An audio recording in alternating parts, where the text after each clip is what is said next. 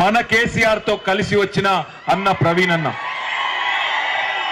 నడిగడ్డకు ఇక్కడ మీ నాయకుడు కృష్ణమోహన్ రెడ్డి ఉన్నాడు ఒకవైపు, ఇక్కడ ఒక నాయకుడు ఉన్నాడు. ఇవాళ వ్యవసాయం బాగుండాలి అంటే జోడెద్దులు ఉండాలా, అంతేనా? మరి ఇక్కడ కృష్ణన్న ఉన్నాడు, ఇక్కడ ప్రవీణ్ అన్న కూడా వస్తే ఎమ్మెల్యే ఎంపీ ఇద్దరుంటే దున్ని పారేయచ్చు నడిగడ్డని. ఇక్కడ ఉండే తులసి వనం లాంటి నడిగడ్డలో ఉండే గంజాయి మొక్కలు, కాంగ్రెస్ బీజేపీ మొక్కలు పీకవతల పారేయచ్చు ఇద్దరు గట్టి నాయకులు ఉంటే. దయచేసి మిమ్మల్ని నేను ఒకటే కోరుతా ఉన్నా, నాయకులు ఎంతో మంది వస్తారు పోతారు, రాజకీయాల్లో ఎంతో మందిని చూసినాం, కానీ ప్రవీణ్ కుమార్ లాంటి నాయకులు అరుదుగా వస్తారు. చదువుకున్నవాడు, రేపటి రోజున ఐపీఎస్ ఆఫీసర్ గా పనిచేసిన వాడు, రేపటి రోజున నాగర్ కర్నూలు పార్లమెంట్ సభ్యుడు ఎవరు అంటే మా ఎంపీ ప్రవీణ్ కుమార్ అని గర్వంగా చెప్పుకునే విధంగా పనిచేసే సత్తా ఉన్న నాయకుడు. ఇవాళ కృష్ణన్న గురించి మీరు ఎట్లయితే చెప్పుకుంటారో, మావాడు మొండిగటం అనుకుంటే వదిలిపెట్టడు అని ఎట్లయితే ఆయన గురించి చెప్పుకుంటారో, అట్లే రేపు ప్రవీణ్ అన్న గురించి చెప్పుకునే విధంగా అద్భుతంగా పనిచేయగలిగిన నాయకుడు. వదులుకోకండి. ఏ కాంగ్రెస్ ఓడు, ఏ బీజేపీడు ఏమి చెప్పినా ఈ చెవులోంచి వినండి, ఈ చెవులోంచి వదిలేయండి. కానీ 13 తారీఖు నాడు మాత్రం ఒక విద్యావంతుడు, ఒక అధికారిగానే 10 లక్షల మంది పిల్లలకు సేవ చేయగలిగిన వాడు. మరి అదే అధికారి గనక మరి రేపటి రోజున పరిపాలన పగ్గాలు ఆయన చేతు పట్టుకుంటే ఎంత బ్రహ్మాండంగా ప్రజలకు సేవ చేస్తాడో ఆలోచించమని చెప్పి నేను కోరుతా ఉన్నా. అందుకే 13 తారీఖు నాడు ఆర్ఎస్ ప్రవీణ్ కుమార్ గారి కారు గుర్తుకు దయచేసి ఓటేయండి, మర్చిపోవద్దు. ఇక మీ ఎమ్మెల్యే గారి గురించి ఎంత చెప్పినా తక్కువనే. ఎందుకంటే కేసీఆర్ గారికి అత్యంత నమ్మకస్తుడైన, అత్యంత ఇష్టమైన నాయకుల్లో కృష్ణమోహన్ రెడ్డి గారు అగ్రగణ్యుడు. 1 కాదు 2 కాదు 4125 కోట్ల రూపాయలతో మరి గద్వాల నియోజకవర్గాన్ని అభివృద్ధి చేసిన దమ్మున్న నాయకుడు కృష్ణమోహన్ రెడ్డి గారు. అదేవిధంగా ఇవాళ జోగులాంబ గద్వాల ఇవాళ జిల్లా కేంద్రం అయిందంటే, ఒకనాడు తాలూకా కేంద్రంగా ఉన్న గద్వాల ఇవాళ జిల్లా కేంద్రం అయిందంటే దానికి ఒకే ఒక్క కారణం కృష్ణమోహన్ రెడ్డి గారు అనే మాట నేను మీకు ఈ సందర్భంగా విజ్ఞప్తి చేస్తాను. ఇవాళ రేవంత్ రెడ్డి అంటా ఉన్నాడు, పార్లమెంటుకి ఒకటే జిల్లా ఉండాలంట, అంటే నాగర్ కర్నూలు పార్లమెంట్ లో మరి 3 జిల్లాలు ఉన్నాయి. గద్వాల జిల్లా ఉన్నది, వనపర్తి జిల్లా ఉన్నది, నాగర్ కర్నూలు జిల్లా ఉన్నది.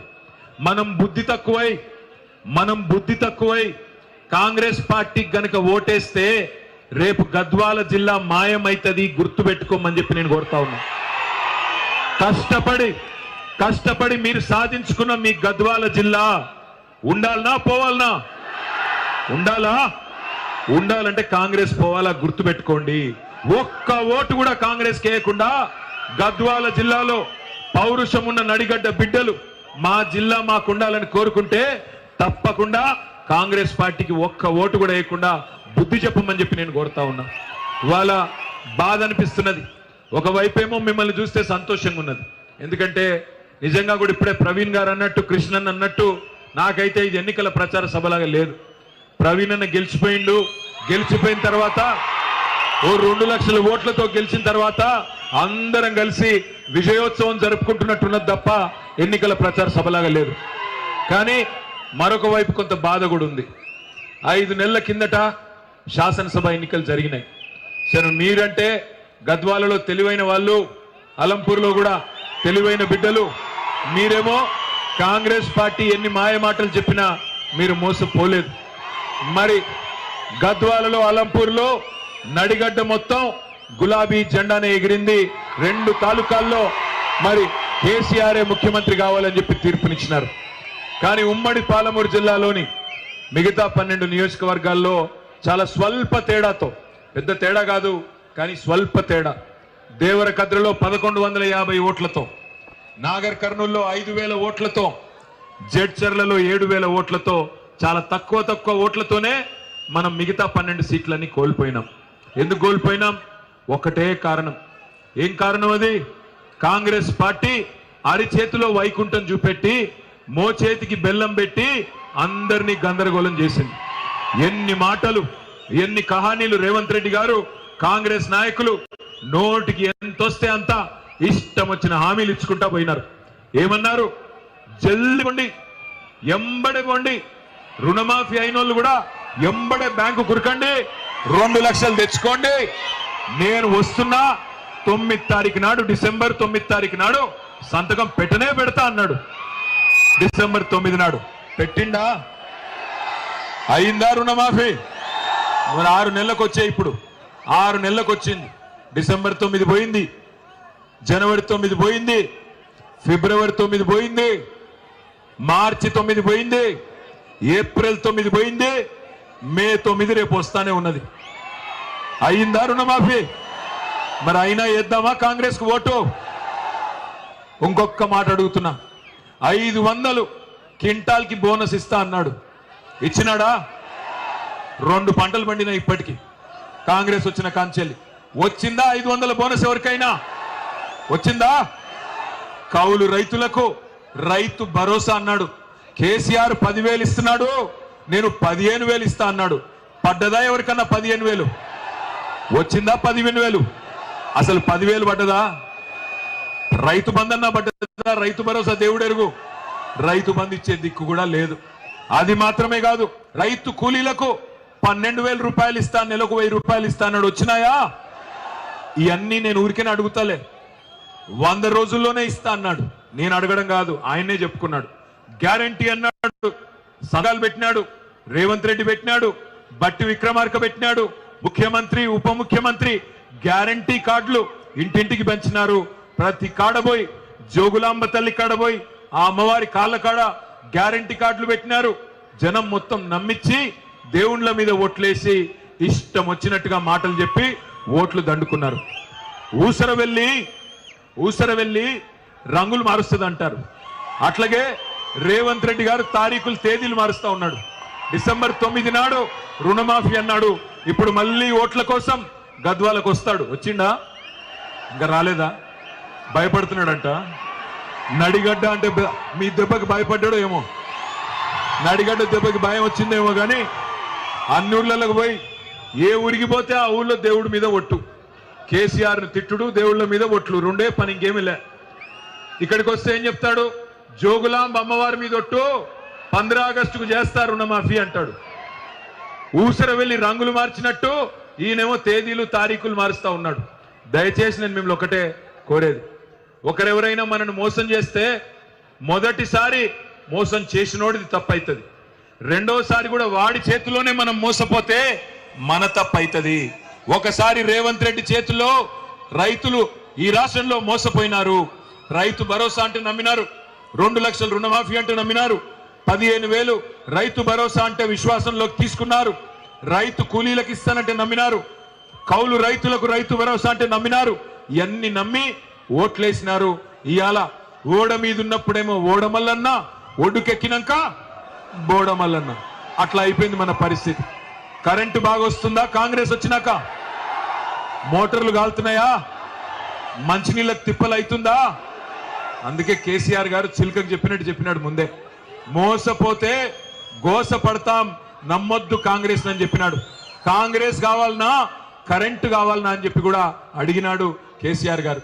ఆఖరికి మంచినీళ్ళ కోసం, సాగునీళ్ళ కోసం ఇదిగో మీ ఎమ్మెల్యే గారు ఈయన దీక్ష చేస్తే తప్ప, ఏప్రిల్ 15 నాడు అంబేద్కర్ జయంతి తెల్లారి కృష్ణమోహన్ రెడ్డి గారు దీక్ష చేస్తే తప్ప నారాయణపూర్లోకించి ఈయనే చేసినారు. అది కూడా ఇదే చౌరస్తాలో దీక్ష చేస్తే తప్ప, జల దీక్ష చేస్తే తప్ప నీళ్లు కూడా విడుదల చేయని సన్నాసి ప్రభుత్వం రేవంత్ రెడ్డి ప్రభుత్వం.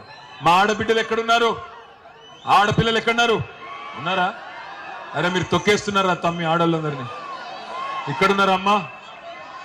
అమ్మా మరి రేవంత్ రెడ్డి గారు మీకు చాలా చెప్పినాడు, తులం బంగారం ఇస్తా అన్నాడు. వచ్చిందా? మరి అయ్యా మీకు రాదురా తులం బంగారం, వాళ్ళకు వస్తుంది. మహిళలకు చెప్పినాడు, అమ్మాయిలు పెళ్లి చేసుకుంటే కేసీఆర్ ఏమో 1,00,000 రూపాయలు ఇస్తున్నాడు, నేను తులం బంగారం ఇస్తాను. ఇచ్చిండా? ఇచ్చిండా లేదా?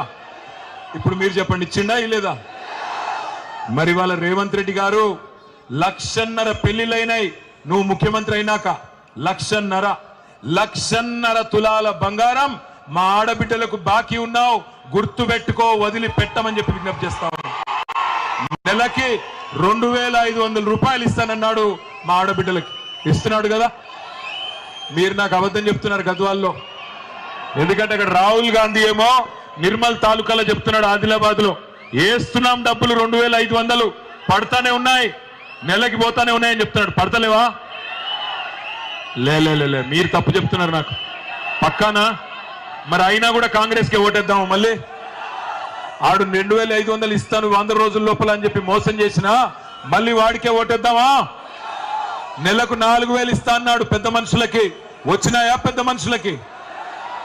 4,000 కాదు, జనవరి నెలలో మనమిచ్చే 2,000 కూడా ఎగ్గొట్టినాడు రేవంత్ రెడ్డి. ఆఖరికి ఆ ముసలోళ్ళ నోటికాడి ముద్ద కూడా లాక్కున్నాడికి మళ్ళీ ఓటేద్దామా? ఆలోచించండి దయచేసి. నేను మిమ్మల్ని కోరేది ఒకటే, ఇవాళ నేను మిమ్మల్ని అందరినీ ఒక ప్రశ్న అడుగుతాను. మొహమాట పడకండి, నిజాయితీగా చెప్పండి, సిగ్గు కూడా పడకండి. నిజంగా మీ మనసులో ఉంటేనే సమాధానం చెప్పండి, లేకపోతే చెప్పకండి. సరిగ్గా 5 నెలల కిందట కేసీఆర్ ప్రభుత్వం ఉండే, ఇప్పుడు కాంగ్రెస్ ప్రభుత్వం ఉన్నది. కేసీఆర్ ప్రభుత్వం ఉన్నప్పుడే మా బతుకు బాగుండే, తెలంగాణ బాగుండే అనుకునేటోళ్ళు చేయి లావట్టండి, నిజాయితీగా లావట్టండి, మోమాట వద్దు. కేసీఆర్ ఉన్నప్పుడే బాగుండే అనుకునేటోళ్ళు చేయి లావట్టండి ఒక్కసారి. పక్కానా? 100%? ఏం అనుమానం లేదా? కేసీఆర్ ఉన్నప్పుడే బాగుండేనా? మరి కేసీఆర్ గారు తిరిగి రాష్ట్ర రాజకీయాన్ని శాసించాలా? ఒక్కటే పని చేయండి, మీరు ఎక్కువ తక్కువ ఏమి చేయాల్సిన అవసరం లేదు. 13 తారీఖు నాడు మీ చుట్టాలకు చెప్పండి, మీ పక్కింటోళ్ళకి చెప్పండి, మీ ఇంటోళ్ళకి చెప్పండి. ఒక్కటే పని చేయండి, రాష్ట్రంలో ఒక 10-12 ఎంపీ సీట్లు మాకు అప్పచెప్పండి. 6 నెలల్లో తిరిగి కేసీఆర్ 6 నెలల్లో తిరిగి కేసీఆర్ గారు ఈ రాష్ట్ర రాజకీయాన్ని శాసించే పరిస్థితి వస్తుంది, కాంగ్రెస్ మెడలు వంచే పరిస్థితి వస్తుంది అనే మాట నేను మీకు విజ్ఞప్తి చేస్తా ఉన్నా. దయచేసి ఇంతకు మించి మనం రోడ్లు ఎక్కాల్సిన అవసరం లేదు, కుస్తీలు చేయాల్సిన అవసరం లేదు, కొట్లాడాల్సిన అవసరం లేదు.